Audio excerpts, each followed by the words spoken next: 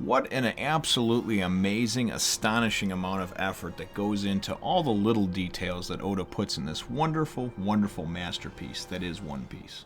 One Piece Chapter 488, Song of Life. Man, I tell you, this Binks Brew tune is pretty catchy, and I don't even know the exact beat to it yet. Not until I actually watch it in Thriller Bark will I really know. But I'm sitting here reading it, and I'm going, I'm trying to make it up and make my own. Okay, well it rhymes here and it rhymes here, so maybe if I kind of have this type of if I slow it down and the cadence picks up here. And, well, hello, my brothers and sisters of the Nerd Nation. I, as always, am Jim, and I'm here to bring you another review on the awesome and musicality-filled tale, musicality, I don't even know if that's a word, tale of One Piece. Now, in our last chapter, it was all flashback. It was showing what was happening to Captain Yorkie, the Rumbar Pirates. Of course, everything that happened from meeting Laboon to setting sail out on the Grand Line, leaving him with Crocus at the lighthouse there, and promising to circle the globe and return and this and that. And we know, of course, that now it's 50 years later, and that has not happened. But this is kind of the story about Brook and his crew, and really about Brook kind of unwittingly getting to be, the captain, getting put in charge, certainly under the circumstances that, they all seem like they were a close crew, like they were good friends. And Captain Yorkie, of course, and the other crew members that were very sick, that had this plague, wound up shipping off, and we're going to go try to cross the Calm Belt to get back to the West Blue. So that's how things left off, and things actually pick up right there. And it's a very sad tale when you look at it, because between Laboon being left behind and the crew being decimated and everything else, it's just a sad, sad tale. So we wind up finding out, it actually starts out, and Brooks kind of, it's like that flashback within a flashback. Brooks having this flashback to when he was, after the events of losing his crew, and he's of course a skeleton, and he's alone, and he's been out on the sea 10 years since they set sail from the Cape and everything else. So you got to assume that it's been at least a few years since the crew, that was with him perished and what have you. And he's basically just he's at this point now where a lot of people don't get this. If you've seen a movie like Castaway with Tom Hanks, where he's by himself for months on end. I mean, he gets to the point where he's actually talking to a volleyball, and a lot of people like to use that in skits and Saturday Night Live and other type of comedic type things to make fun of. But think about it.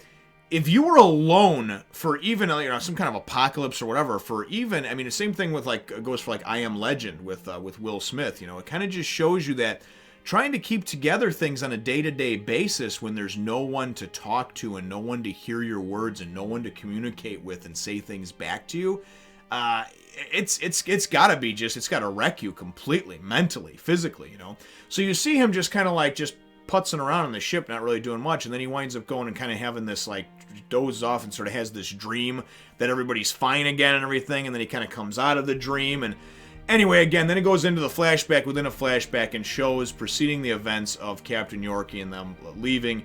They were all going to sing Binks Brew, of course, kind of send them off.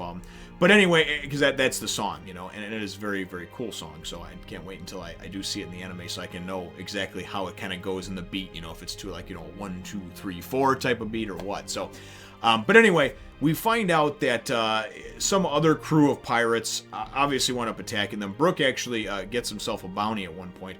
But the crew winds up getting attacked, and everybody is dying because the other crew that they fought, or the other pirates they fought, or whoever it was that they fought, because I don't know exactly, they were using weapons that were poisoned. So everybody is poisoned now and dying. So regardless of whether they won or lost, they ultimately lose.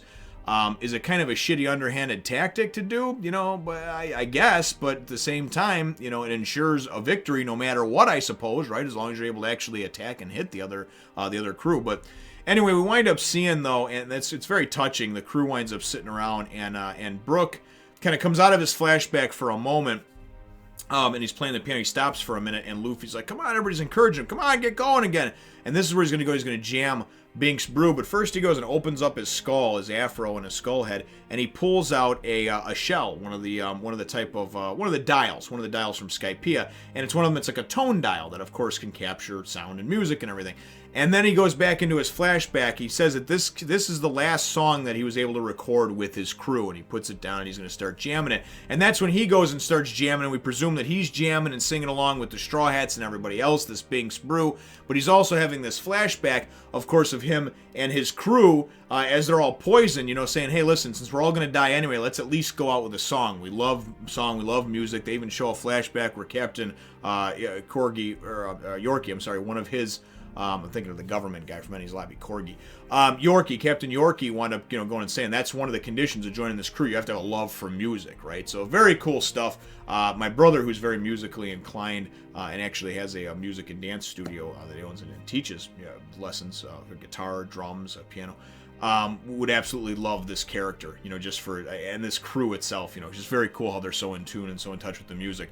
But again, very sad. I mean, you wind up seeing, and here, this is great. I mean, anybody who, and I don't really ever hear anybody say this. I think most people, even the haters of One Piece, I think can admit that Oda is a consistent, hard-working person that has a vision that he's able to go and put into words and into picture in such a great way. And I mean, really, if you go, and this is just a testament right here. I mean, this is obviously translated from what the original Japanese words were, which I'm assuming are close to this. But this dude just wrote out like a 10-verse song, and obviously that it takes some time and thought. He could have just went and got by with just saying, and just kind of having them hum the first few words or even lines of it, and we would have got the idea. But he wrote a whole damn song, and that's the type of dedication that you see that really just makes me admire what he does even more. But it's sad. As he's singing it and he goes and as he's finishing up and everything like that, it drops down. Then there's only 4 left. He's like, oh, we're down to a quartet. Another guy drops down to a trio. Another guy drops dead from the poison. He says, now we're just a duet. And he ultimately, he winds up dying. Now, a couple of the guys wound up mentioning, too, that their biggest regret is not being able to get back to Laboon. And that also is Brooks. And Brooke goes and, he had, of course, made that commitment as well that he was going to get back to him. But the end of the chapter was the best, the most touching, right? And he says, I have my pride as a pirate. You're waiting for us to return to you after circling the globe. And I intend to keep my promise and return from the right direction. So I think this is the official, the official meaning to this, or I guess if you could say, if you read between the lines type of meaning, is that Brooke is definitely going to join the crew. And I like that. I like how it's all set up, and I like how he's like, you know what? I made this promise 50 years ago. I'm just exalted and happy to find out that he's actually still alive and he still remembers this. But I still got some business to do, and it was really kind of cool because he was like talking out loud, but he was sort of like asking for permission, out loud for Laboon, like, hey, listen, I could make it back to you now, but I want to make sure that I come from the right direction, just as I promised. So you just gotta have to wait a couple more years, So it's very, very cool stuff, and a really nice way to end up and wrap up the chapter, which it did. So, really, I guess my chapter question for you is what were your thoughts on just the song overall, I think, of Binks Brew? And then, of course, Brooke and his decision to ultimately join the crew, join the Straw Hats, and still fulfill his promise to Laboon, but to do it in his own way, which is obviously, hey, listen, we're going to be coming from this direction. We're going to circle the globe. Laboon would just be happy to see him either way, but I think that it's also like a pride thing as well. Let me know what your thoughts are on that in the comments down below. I certainly like this character, Brooke. Very cool guy so far. Feel free to hit the thumbs up, the like button if you think that I deserve it, and subscribe if you haven't done so already. We will look forward to catching all of you in the next Fun Nation. Thanks for watching. Remember to check me out on Facebook and Twitter as well.